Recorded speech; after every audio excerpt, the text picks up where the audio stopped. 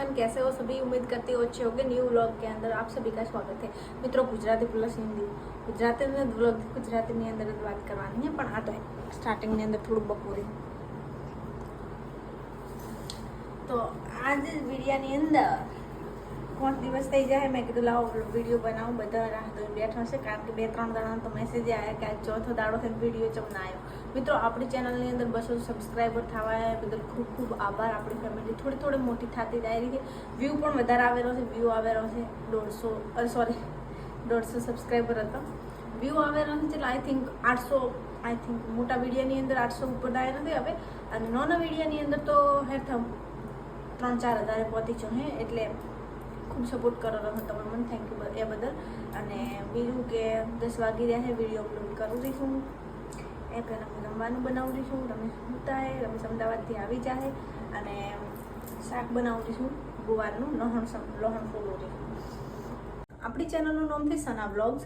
તો વ્લોગનો મતલબ એવો થાય કે જે આપણે દિનચર્યાની અંદર કોઈ બી કામ કરતો હોય, રૂટીન કોઈ બી ઘટના જે આપણા હારે બનતી હોય એ યુટ્યુબની અંદર શેર કરવી, એનું નામ જ વ્લોગ થાય। અને એટલે જ મેં મારી ચેનલનું નામ સના વ્લોગ આવ્યું છે। એટલે 2-3 જણાનો પર્સનલી મેસેજ આવ્યો હતો કે વિડીયો તો 3-4 નાસી દીધા છે। આગળના વિડીયોમાં તો તમે એમ કીધું હતું કે અપડેટ લાવો, તો હજી સુધી તો કોઈ નવું આવ્યું નથી તમારા વિડીયાની અંદર।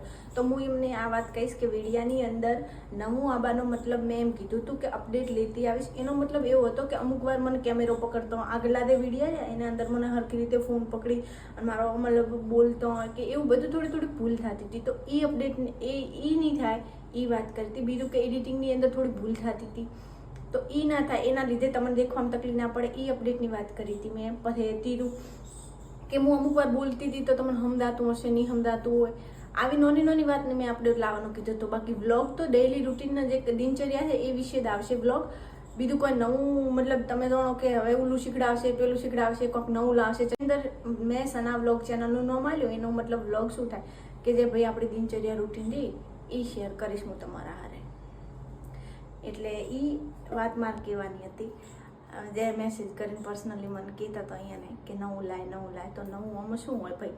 આમાં તો જે દિનચર્યા હોય એ બતાવવાની હોય। જો તમને દેખવામાં રસ હોય તો તમે મને સબસ્ક્રાઈબ કરો, નકા પછી બ્લોગનો ઓપ્શન તો આપણે આવે જ દે। તો હું વધારે તો તમને કોઈ ફોર્સ કરી કોઈ એમ નહીં કે ભાઈ ના મને ફોલો કરો।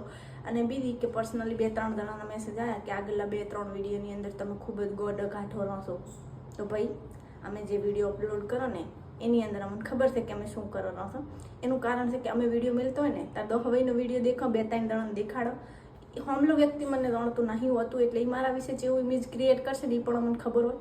જે મને દિલથી ચાહતો હોય, મતલબ ઓળખતો હોય, એ એમ કહેશે કે બાપડી ભોળી છે, અને જે મતલબ જે થોડા ઘણા એમ હોય એ એમ કહેશે કે આ તો ગોડ ઘાટે રહી।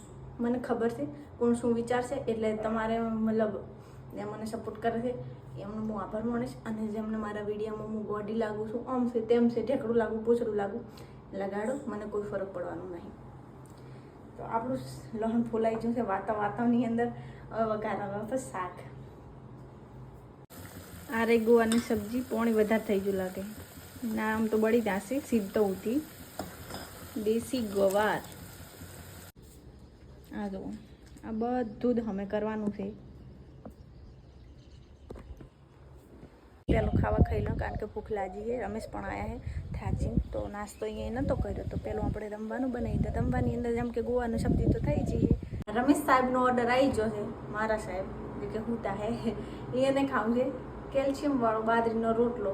બાજરીના રોટલાની અંદર કેલ્શિયમ, ગુવારના શાકની અંદર કેલ્શિયમ ખાઈને સનાને કરી દેશે બોડી ગાર્ડ।